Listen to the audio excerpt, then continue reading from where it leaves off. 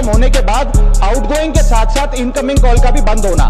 Sir जब prepaid plan expire होता है, मोबाइल रिचार्ज की वैलिडिटी खत्म होती है तो आपकी आवाज बंद कर दी जाती है। फोन मेरा, सिम कार्ड मेरा, नंबर मेरा, तो सर रिचार्ज खत्म होने के बाद आउटगोइंग कॉल बंद होना समझ आता है, लेकिन इनकमिंग कॉल बंद होना सरासर मनमानी है। सर हमारा मोबाइल नंबर आज हमारी डिजिटल पहचान बन चुका है। एसेंशियल कम्युनिकेशन जैसे कि UPI payment, banking OTP, train ticket OTP, PAN Aadhaar authentication, interview का कॉल, हॉस्पिटल का कॉल, माँ बाप का गांव से कॉल, तमाम चीजें इनकमिंग कॉल और इनकमिंग एसएमएस से आती है और वो इसलिए बंद कर दिया जाता है कि इंसान एक रिचार्ज कराना भूल गया।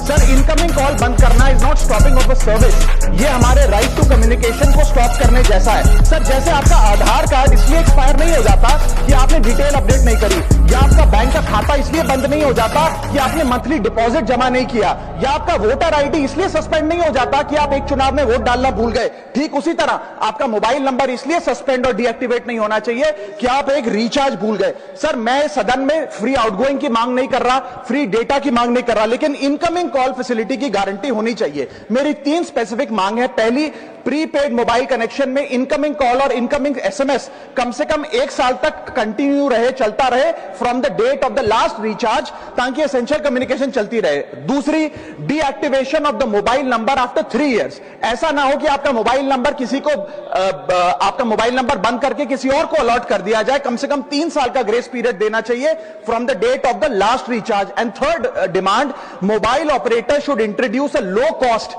Incoming only plan. वो लोग जो सिर्फ इनकमिंग के लिए फोन रखते हैं उनके लिए, जैसे कि 10 रुपए में 180 दिन की इनकमिंग कॉल की फैसिलिटी, इस प्रकार की स्कीम्स मोबाइल ऑपरेटर को लानी चाहिए। दूसरी समस्या जो प्रीपेड कस्टमर्स फेस करते हैं वो है टेलीकॉम ऑपरेटर का 28 दिन का मंथली रिचार्ज। साल में सर महीने 12 होते हैं, लेकिन 28 दिन की रिचार्ज के माध्यम से 13 टाइम्स रिचार्ज कराना पड़ता है। कैसे सर? 28 दिन into 13 times is equal to 364 days. ये एक बड़ी क्लेवर स्ट्रैटेजी है जिसके चलते आपको फीलिंग 30 दिन की देते हैं, लेकिन आपसे डीलिंग 28 दिन की करते हैं। सर दुनिया में हर जगह बिलिंग साइकिल कैलेंडर मंथ के हिसाब से होती है, 30 या 31 दिन।